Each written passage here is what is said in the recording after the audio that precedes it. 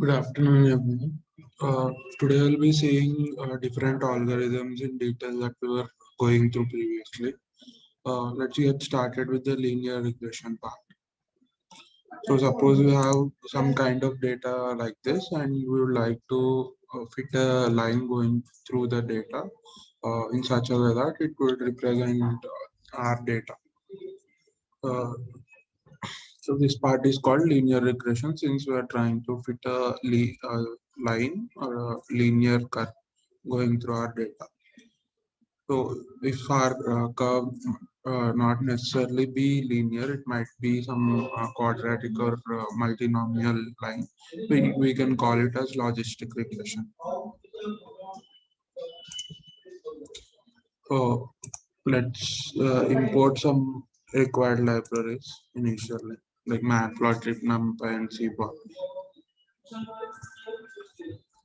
We- Let's create some random data.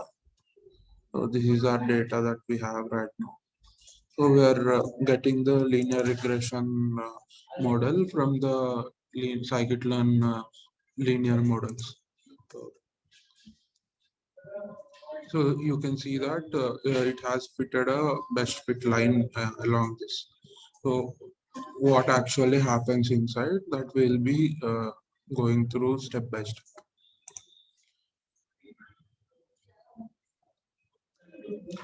So here we have a let's have a initial guess. Say suppose uh, we have an initial guess like this. We'll try to find the distance from each point uh, to our initial guess, and we'll calculate all these distances. We'll try to find all these distances, and these each distance will be our loss. So suppose this is y equal to m1, sorry, m0 x plus c0. So m0 and c0 are our initial guesses for this line. So this is our initial function that we are guessing. So for each point, say suppose this is x1 comma y1 for this point. So we'll take this x1 and put it in the place of this x. So now for this y1 predicted equal to m0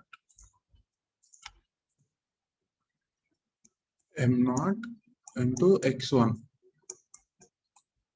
plus c0. So we'll do this for all the points that are available. y2 equal to m0 into x2 plus c0. So we'll carry on this process for all the points that are available for us.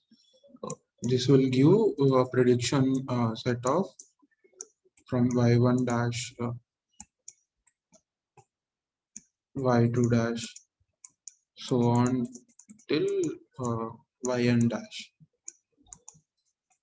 And in one set we also have all the original values are of our y1 y2 y3 so on till yn. So now for each predicted value we'll calculate the loss. So here there are different type of loss available for us. We can do L1 loss or L2 loss. So L1 loss is nothing but just getting the distances between them. So this is like y2 minus y1 whole square. So L1 loss would be like this. If we want to do L2 loss, it will just take the difference between them. Sorry, y predicted minus original y. This will be our different kind of loss available for us. Let's just say, suppose we are taking this L1 kind of loss. Once we are once we have this loss for each and every entry in our data, we'll sum up all the losses and divide it by total number of entries. So we'll do sigma of 1 to n of y dash of n minus y of n whole square. So for this for every single part is called the loss function, and the cost, the total cost would be the summation of all the things divided by total number of points. Total number of points is n. Just for some mathematical convenience, we put a by 2 in front of this. We'll just half this by 2. You don't have to bother why there is 2 here. This is just for mathematical convenience. So now we have this cost function. So by going through all the points, we will try to find the cost function for this particular M0 and M0 and C0. These are initial predictions for our line. Now the update rule will be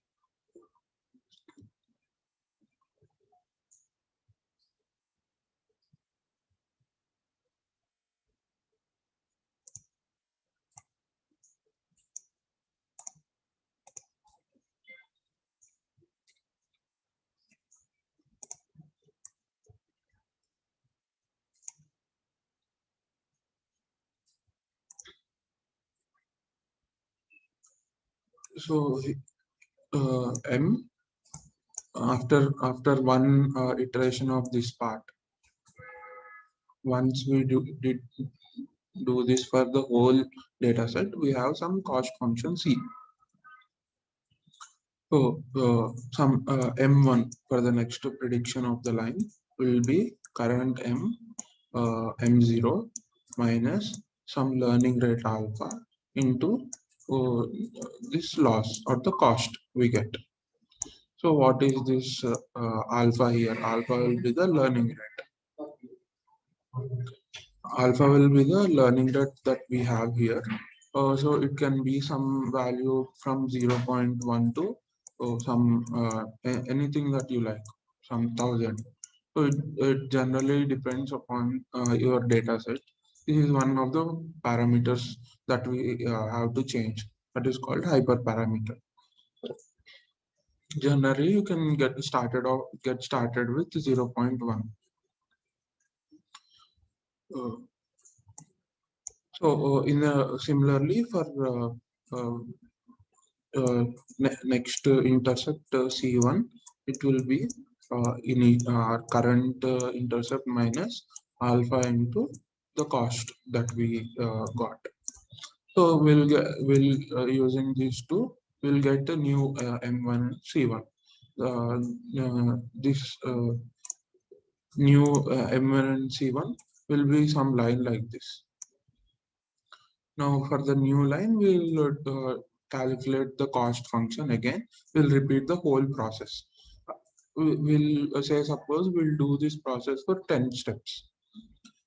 So what happens is the cost generally the cost function is will be like this, and we would like to have the cost minimum. So what does the minimum cost say?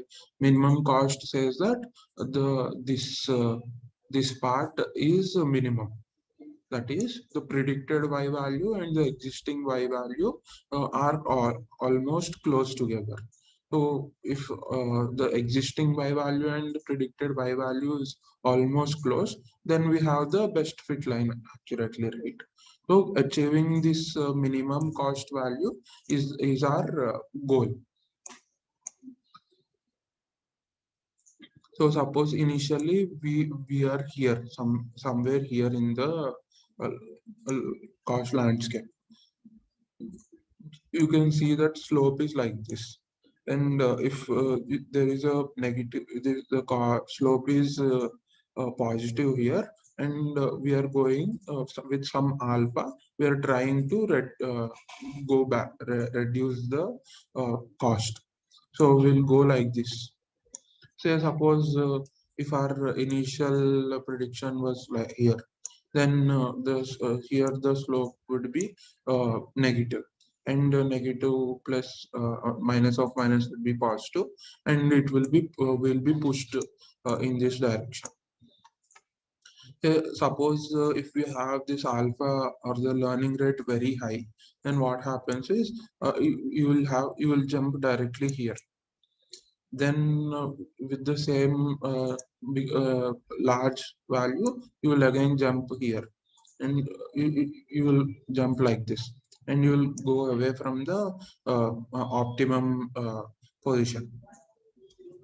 One more problem that might occur is if you have this learning rate minimum, then you will take very small steps, uh, and it will take a lot of time to reach the minimum. So you have to keep this in mind while selecting your learning rate. This is general theory behind the linear regression. Let's see step by step.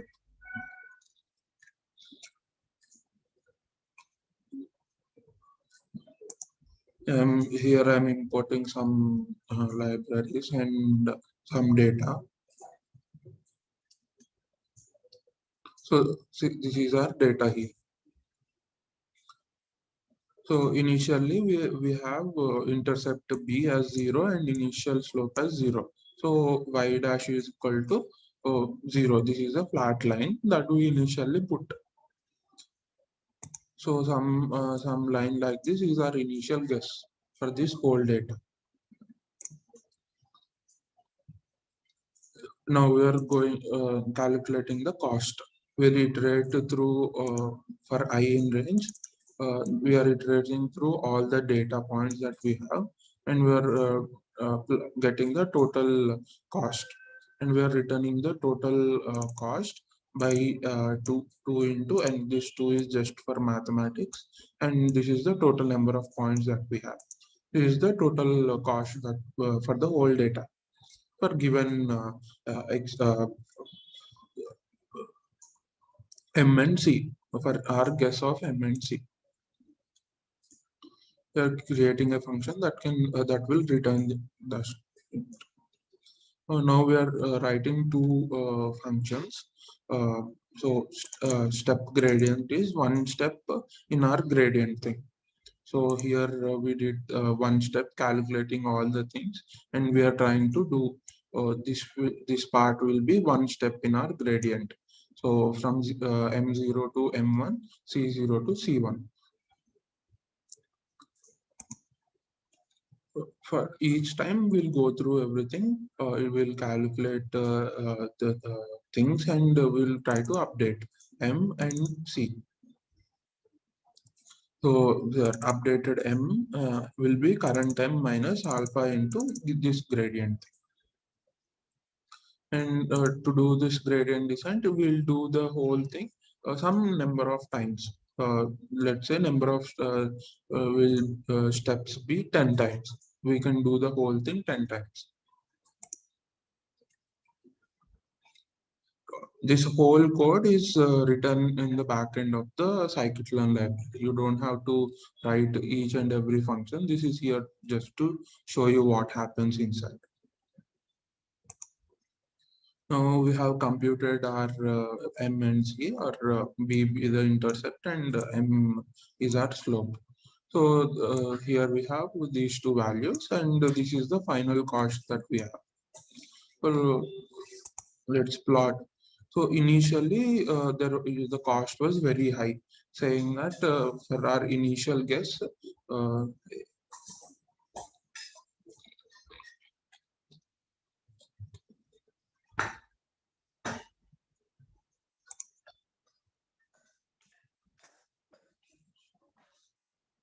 So suppose we have our data like this, and we are trying to uh,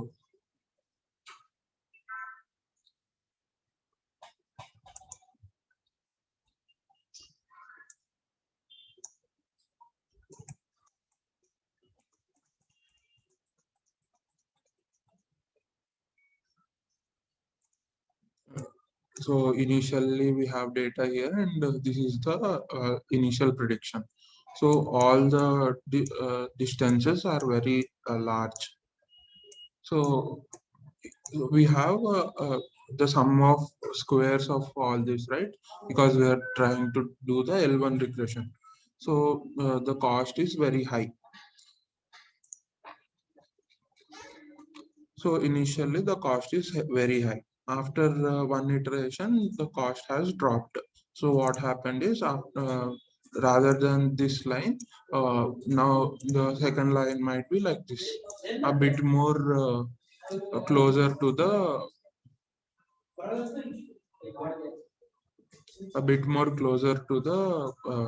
predicted line. So these distances have reduced. And as we keep increasing the number of iterations, so the cost has gone significantly down. And finally, we have the best fit line like this. So this is the final best fit line for us. So let's do some. I'll show you an animated version of this. So each and every step,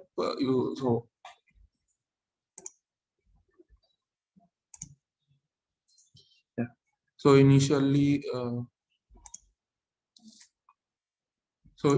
this was our initial guess and the whole data.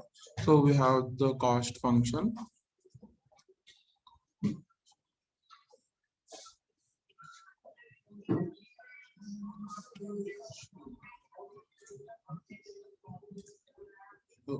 Uh, so after one step, it has been a bit closer to our data. So it is reducing our cost. So slowly, by each and every step, it will reach the optimum line where the total sum from the distances will be less. So this is the general idea behind logistic regression. The steps of uh, the, calculating the loss and doing the gradient update is always common among all the different algorithms that we'll see. So one of the main assumptions that we do is, in any of the data that we have, the loss is of this concave convex uh, surface. So here I am showing you just a 2D representation, but it might be multi-dimensional. So depending upon the number of features that we have. So in any dimensions, we are assuming that our surface will be a convex surface, and we can easily jump from one point to another and trying to find the minimum point. Minimum is where we have the minimum loss. So one thing you have to take care is what is the learning rate that we are using. If we use a very large learning rate, we will jump and will diverge from our minimum. And if we take very small steps, it will take rather long time for us to reach the minimum. So you need to have a balance between both of them.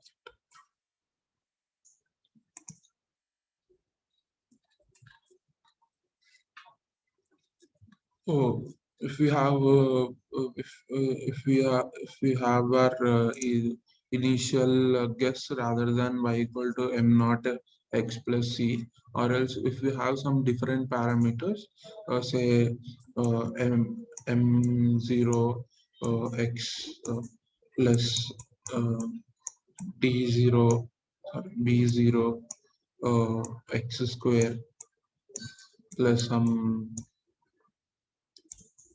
d0 x cube plus k0 x power 0.5. Suppose if you want to fit this kind of y dash equal to this, if you try to use this as our function, this might be fitting some data, uh, that this might fit some kind of data that we have. So if we are trying to fit this, you have to update for this is one parameter. We have 1, 2, 3, 4. So we have 4 parameters here to update. So you will do the cost function analysis and do this for B0, uh, K0, and all the you will do this update step for all the different parameters that we have. So that will create these kind of functions that will slowly fit to our data.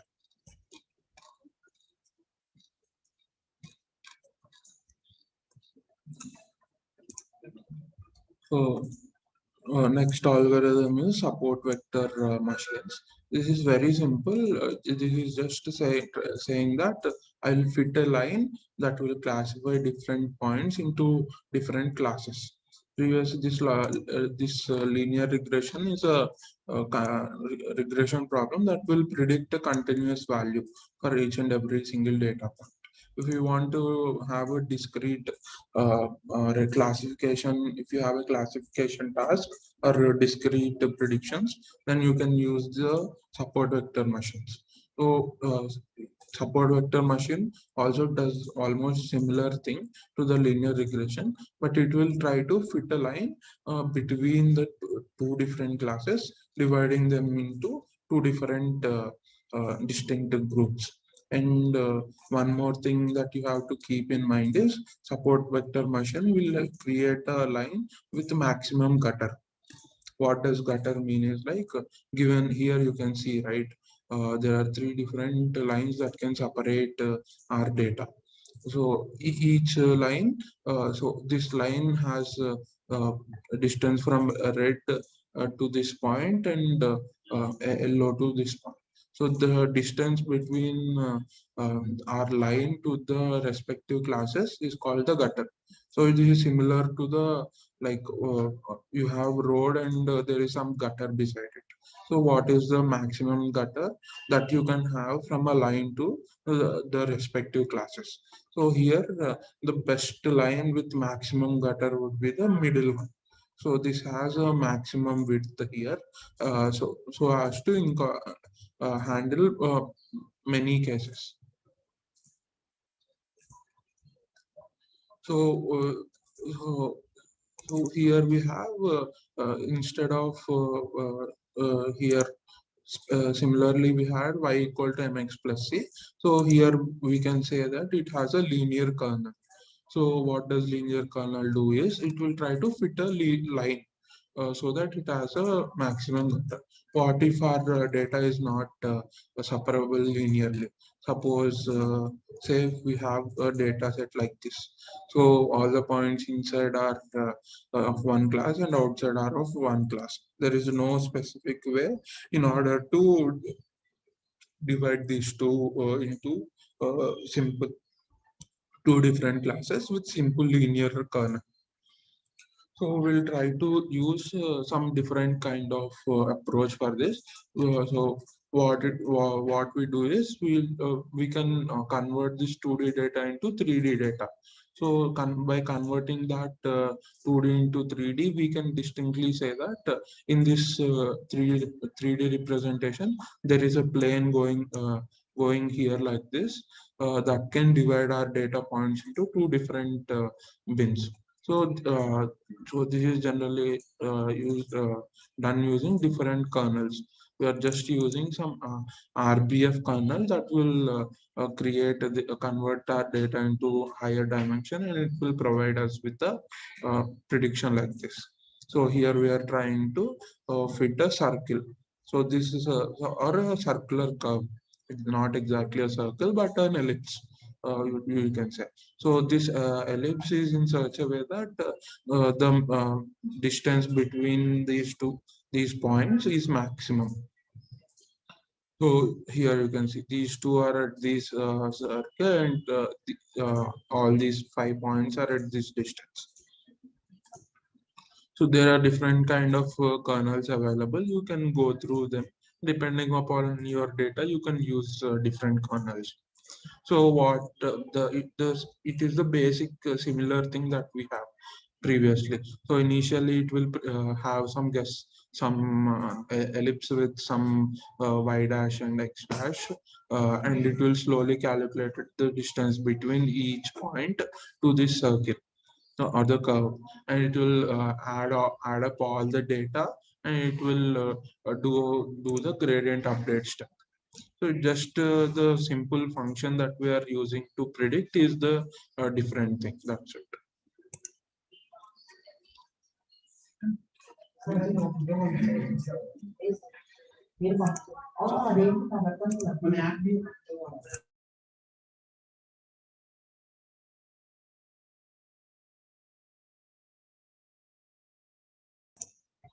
So let's see some practical example. Here, let's say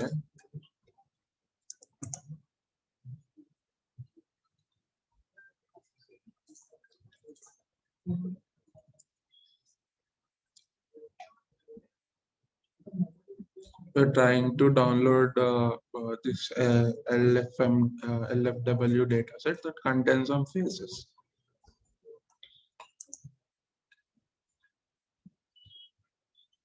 Let's wait some time for this to download.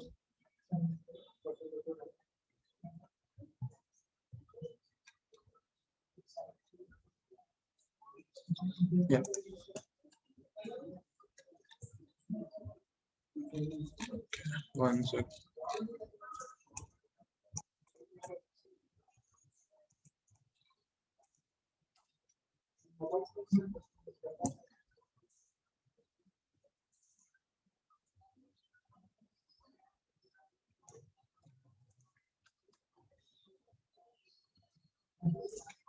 So here you have different phases and their names, George Bush, Colin Powell, and different US candidates. And we'd like to do some predictions upon them. So here we have a similar problem because of the update. There are some, so here you can just search for the Stack Overflow uh, result, and you can change this. There will be some change in the naming of their libraries. So you can change those names, and you'll get the output for this class. So here we are going through, we divided our data set into xtrain, xtest, ytrain, and ytest. So we have our data in xtrain and our labels in ytrain. So we converted, if there are four different people here. So for each person, we'll have some label 0, 1, 2, 3, 4 like that, and we'll like to do some classification. So within that, we'll create a grid search with different parameters for each algorithm. We have different parameters like C1, 5, 10, 50.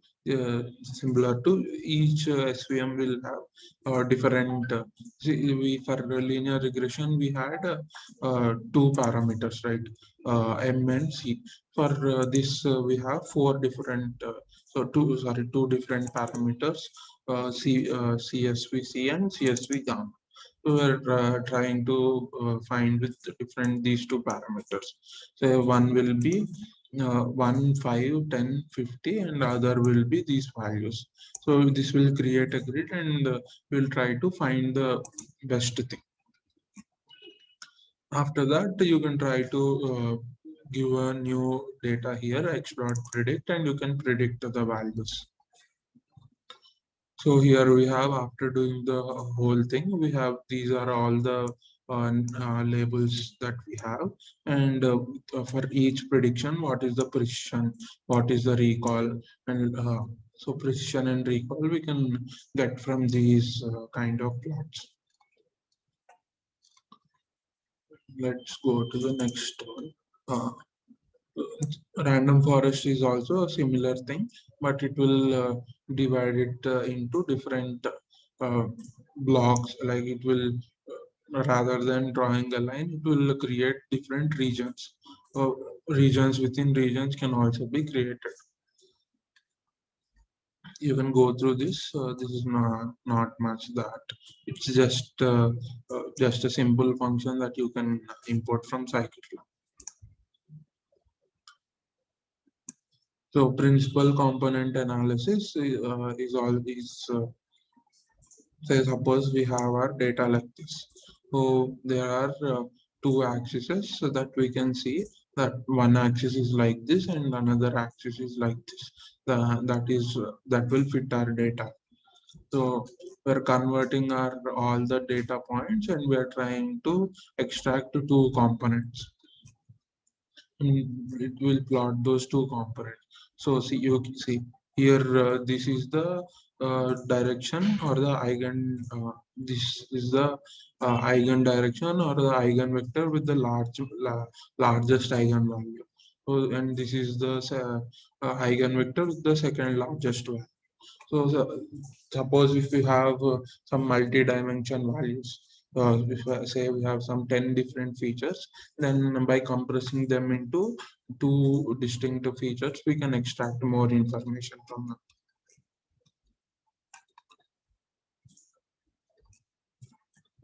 So what it does is it will draw some plane and it will try to do some projections.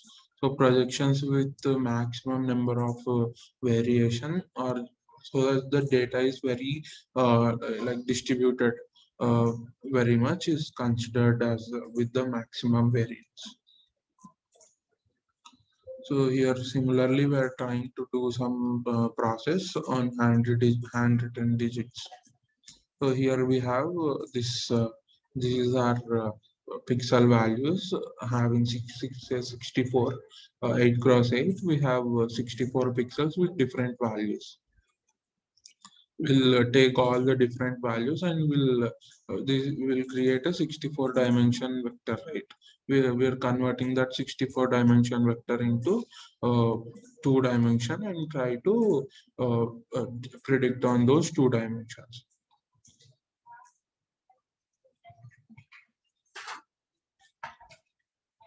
So similarly, we are trying to extract the eigenvalues for different phases and plotting.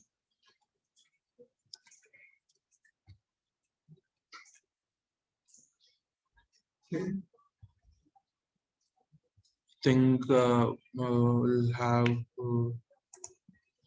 so there. So let's see k-means clustering.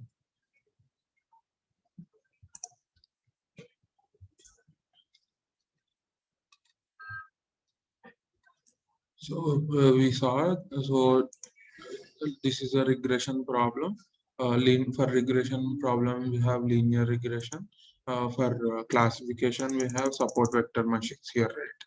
And principal component analysis and these random forest, these are also classifiers available for us. And let's see some this k-means clustering. So suppose we have these initial clusters, we do not know which class they belong to. So we'll assign some distinct clusters. We'll just import the k-means algorithm from the clustering model library in scikit-learn, and we'll try to specify what is the parameter. So let's say we have 4 as our cluster parameter, and just to do k-means dot fit. This will this does the backend for going through different points. It will initially have some 4 points, some randomly in some random places. For each point, it will calculate the distance, and after calculating the distance, it will subtract some value with an alpha learning rate, and it will after few iterations, it will slowly converge to the origin, like the best fit or the best guess of different clusters. So each point will move towards the center of four different these points. So now we can say for each point within some distance, all the points from this center will be within this class. So here, for each step, you see these are the initial random guesses that we have, and these gray points are the data points. For each step, we slowly move from one point to another. So here we have this point will slowly move like this. This green will go here, purple will come here, and yellow will go towards slowly move towards the center.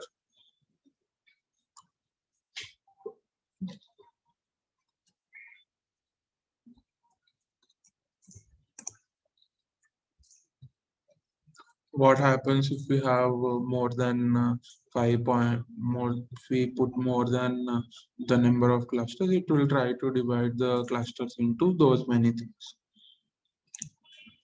So we have to select the number of clusters beforehand. So this is one kind of guess that we have to make. So saying there are four different distinct classes available in my data. Please divide them into those number of classes. So it will try to fit it in that manner. Here, say we put our like the me cluster number of clusters as 6 here. So the model is trying to divide all these points into 6 different clusters.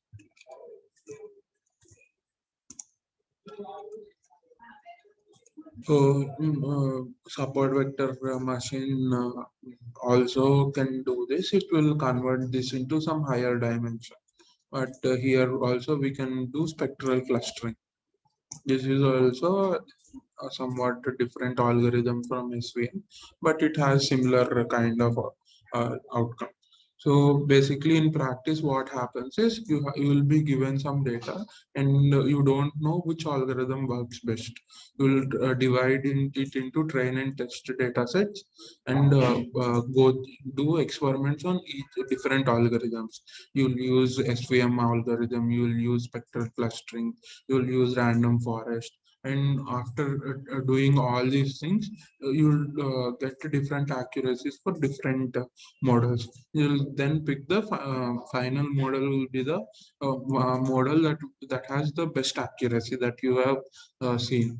There is no given thing that this algorithm works on this data. You have to go through different algorithms and conduct your experiments. So that is basically the data scientist part in data science. So similarly, we have these numbers in some high dimension, 64 dimensions vector, and we are trying to cluster them into 10 distinct clusters.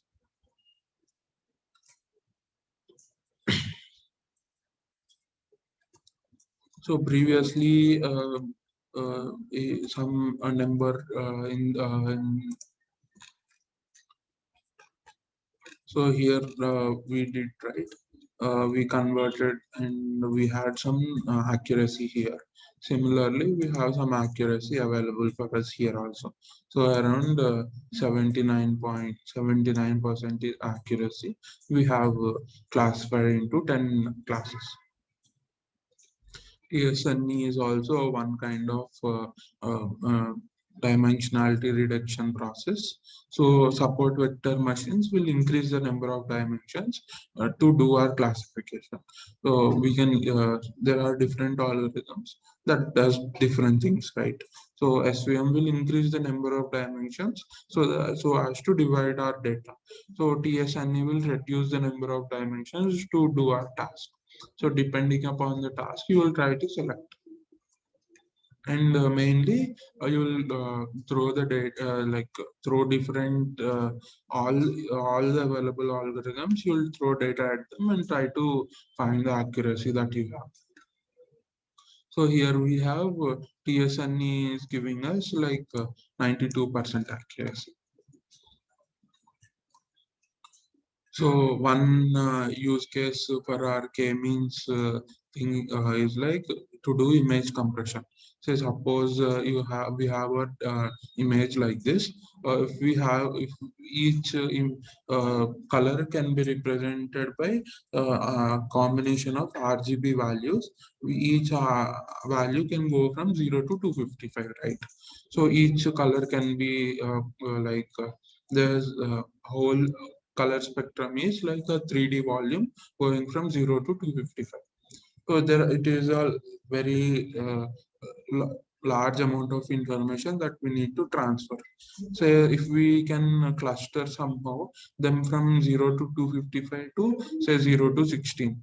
So then it will reduce from a cube volume of 255 cube to 16 cube. This amount of information is reduction information is very valuable.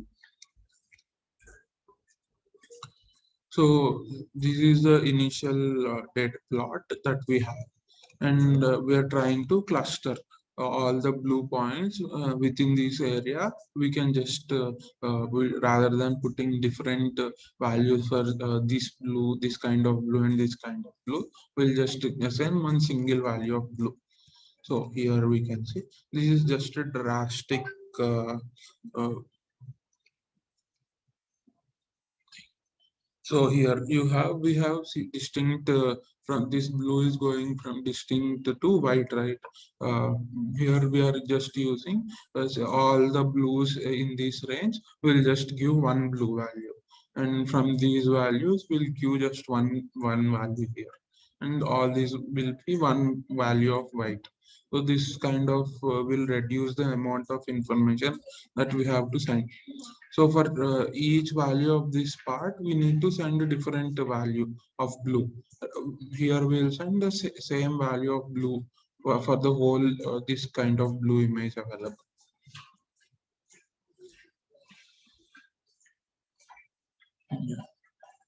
I suppose we can stop for this class. I hope you're going through, gathered the data set for your task.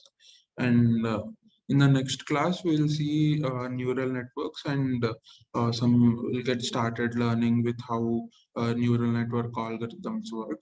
So neural network is basically an extension of this logistic linear regression with some non-linearity attached to it. We'll see tomorrow, next class. Yeah.